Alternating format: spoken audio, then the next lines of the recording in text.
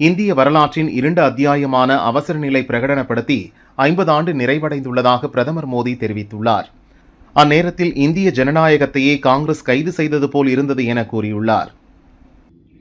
அவசர நிலையின் இருண்ட நாட்களை நினைவில் வைத்திருப்பவர்கள் அல்லது அந்த காலத்தில் துன்பப்பட்ட குடும்பங்கள் தங்கள் அனுபவங்களை சமூக வலைதளத்தில் பகிர்ந்து கொள்ளுமாறு பிரதமர் மோடி கேட்டுக் கொண்டார். இது 1975 முதல் 1977 வரையிலான அவமானகரமான காலத்தின் இளைஞர்களிடையே விழிப்புணர்வை ஏற்படுத்தும் என தெரிவித்தார். முன்னாள் பிரதமர் VP சிங் பிறந்த நாளையொட்டி VP சிங் புகழை நாளும் போற்றுவோம் என முதல்வர் ஸ்டாலின் தெரிவித்துள்ளார். இந்திய நிலப்பரப்பில் மண்டி கிடந்த ஆதிக்க இருள் அகற்றிட சமூக நீதி எனும் பேரொளியை தூக்கி சுமந்த விடிவெள்ளி சமூக நீதி காவலர் VP சிங். ஆதிக்கத்துக்கு எதிரான போராட்ட வரலாற்றை திரிபுகளால் மாற்றுவது மீண்டும் அடிமைத்தனத்துக்கே வழியமைக்கும் முயற்சி என்பதை இளம் தலைமுறைக்கு எடுத்து சொல்வோம் என ஸ்டாலின் தெரிவித்தார். ஈரோட்டில் நடந்த மதிமுக பொதுக்குழு கூட்டத்தில் திமுக கூட்டணியில் கூடுதல் தொகுதிகளை பெற்று போட்டியிட வேண்டும் என தீர்மானம் நிறைவேற்றப்பட்டது. மேலும் சிலர் திமுக தலைமைக்கு சவால் விடும் விதமாக பேசிய தகவல் உளவுத்துறை மூலமாக திமுக மேலிடத்திற்கு தெரியவந்தது.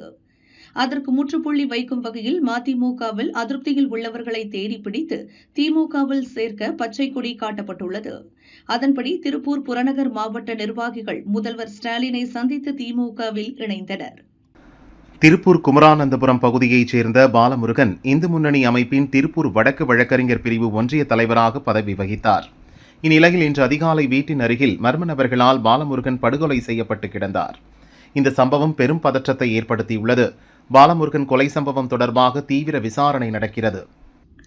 வேளச்சேரி காவல் நிலையத்தில் விசாரணைக்காக அழைத்து வரப்பட்ட உத்தரப்பிரதேச இளைஞர் விஜய் பிரசாத் 3வது மாடியிலிருந்து குதித்ததால் காயமடைந்த நிலையில் மருத்துவமனையில் சேர்க்கப்பட்டார். அங்கு சிகிச்சை பலனின்றி இறந்தார். இந்நிலையில் பணியில் கவனக்குறைவாக இருந்ததாக SI ஜம்புலிங்கம், காவலர் ஜெகதீசன் ஆகியோர் சஸ்பெண்ட் செய்யப்பட்டனர். ஆட்டம் இன்னும் முடியவில்லை. தாக்குதல்கள் நடந்தால் எப்படி யுரேனியத்தை பாதுகாக்க வேண்டும் என ஏற்கனவே திட்டங்கள் வகுத்து வைத்திருந்தோம் என ஈரான் அணுசக்தி அமைப்பின் தலைவர் முகமது இஸ்லாமி கூறியுள்ளார். அணுசக்தி மையங்கள் தாக்கப்பட்டால் மீண்டும் உற்பத்தியை துவங்குவது தொடர்பாக விரிவான திட்டங்கள் எங்களிடம் உள்ளது. இதன் மூலம் யுரேனியம் செறிவூட்டல் பணிகள் எந்த தடையும் இல்லாமல் தொடர்வதற்கு எப்போதும் தயாராக உள்ளோம் என்றும் தெரிவித்துள்ளார். ஈரானிடம் ஒருபோதும் அணு ஆயுதம் இருக்காது. ஈரானின் அணுசக்தி திட்டத்தை இஸ்ரேல் அழித்தது. ஈரானுக்கு எதிரான போரில் அணுசக்தி திட்டம் முடிவிற்கு கொண்டுவரப்பட்டது என இஸ்ரேல் அதிபர் பெஞ்சமின் நெதன்யாகு கூறினார். ஈரானின் அணுசக்தி திட்டத்தை நாங்கள் முறியடித்து விட்டோம். மீண்டும் கொண்டுவர முயற்சித்தால் அதே தீவிரத்துடன் செயல்படுவோம் என்றும் தெரிவித்தார். ஈரான் இஸ்ரேலில் நடக்கும் போர் பதற்றம் காரணமாக அங்குள்ள இந்தியர்களை மீட்க மத்திய அரசு நடவடிக்கை எடுத்தது. ஆபரேஷன் சிந்து என்ற பெயரில் இந்தியர்கள் சிறப்பு விமானம் மூலம் தாயகம் அழைத்து வரப்பட்டனர். ஈரானிலிருந்து இதுவரை 2858 பேர் தாயகம் வந்துள்ளதாக மத்திய அரசு தெரிவித்துள்ளது. நாடு முழுவதும் ஜூலை 1 முதல் ரயில் கட்டணத்தை சிறிதளவு உயர்த்த ரயில்வே வாரியம் முடிவு செய்துள்ளது. ஏசி அல்லாத எக்ஸ்பிரஸ் ரயில்களில் பயணம் செய்பவர்களுக்கு 500 கிலோமீட்டருக்கு மேலான பயணத்திற்கு 1 கிலோமீட்டருக்கு 1 பைசாவும், ஏசி பெட்டிகளில் பயணிப்போருக்கு 500 கிலோமீட்டருக்கு மேல் 1 கிலோமீட்டருக்கு 2 பைசா வீதமும் கட்டணம் உயர்த்தப்பட உள்ளது. சென்னையில் இன்று ஆபரண தங்கத்தின் விலை சவரனுக்கு 680 ரூபாய் குறைந்து 1 சவரன் 72,560 ரூபாய்க்கு விற்பனையாகிறது. 1 கிராம் 9,070 ரூபாய்க்கு விற்கப்படுகிறது. கடந்த 3 நாட்களில் தங்கம் சவரனுக்கு 1,320 ரூபாய் குறைந்துள்ளது. வெள்ளி கிராமுக்கு 1 ரூபாய் குறைந்து 1 கிராம் 119 ரூபாய்க்கு விற்பனை செய்யப்படுகிறது. அரியலூர் மாவட்டத்தில் தமிழக அரசு சார்பில் நடந்த கூட்டத்தில் பங்கேற்பதற்காக வேலூர் பேரணாம்பட்டு கூட்டுறவு சங்கத்தை சேர்ந்த 10க்கும் மேற்பட்டோர் வேனில் சென்றனர். அங்கிருந்து திரும்பியபோது ஆம்பூர் அடுத்த பச்சக்குப்பம் மேம்பாலத்தில் வைத்து வேன் மீது பின்னால் வந்த கார் மோதியது.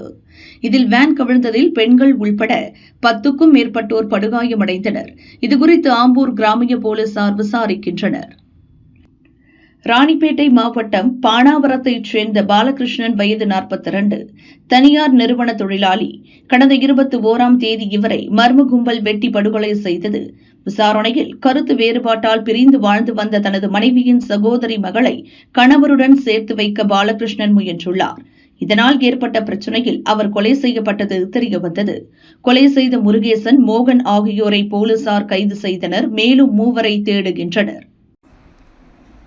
நாடு முழுவதும் 21 வெடிகுண்டு மிரட்டல்கள் விடுத்த வழக்கில் சென்னையைச் சேர்ந்த பெண் ஐடி ஊழியர் ரினே ஜோஸ்லிட்டா கைது செய்யப்பட்டார். தனது காதலை ஏற்காத சக ஊழியரை பழிவாங்குவதற்கு இதனை செய்ததாக வாக்குமூலம் அளித்துள்ளார். மதுரையில் முருக பக்தர்கள் மாநாடு நடந்தபோது டாஸ்மாக் விற்பனையில் எந்த மாற்றமும் இல்லை. மாநாட்டால் மது விற்பனை அதிகரித்து வருமானம் கூடும் என டாஸ்மாக் நிறுவனம் சார்பில் எதிர்பார்த்தோம். ஆனால் அதுபோல நடக்கவில்லை. முருக பக்தர்கள் கட்டுக்கோப்பானவர்கள் என்பதை மாநாடு வாயிலாக காட்டிவிட்டனர் என டாஸ்மாக் அதிகாரிகள் கூறினர்.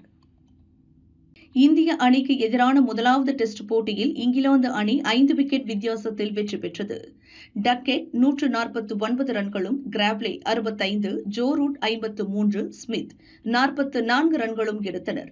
இந்த வெற்றியின் மூலம் இங்கிலாந்து அணி 5 போட்டிகள் கொண்ட டெஸ்ட் தொடரில் 1-0 என முன்னிலை பெற்றது. இங்கிலாந்து அணிக்கு எதிரான டெஸ்ட் போட்டியில் தோல்வியடைந்தது குறித்து இந்திய அணியின் கேப்டன் சுப்மன் கில் விளக்கம் அளித்தார். இந்த போட்டியில் நாங்கள் பல கேட்சுகளை தவறவிட்டோம். அது மட்டுமின்றி கீழ்வரிசை வீரர்கள் பெரிய அளவில் ரன்கள் சேர்க்கவில்லை.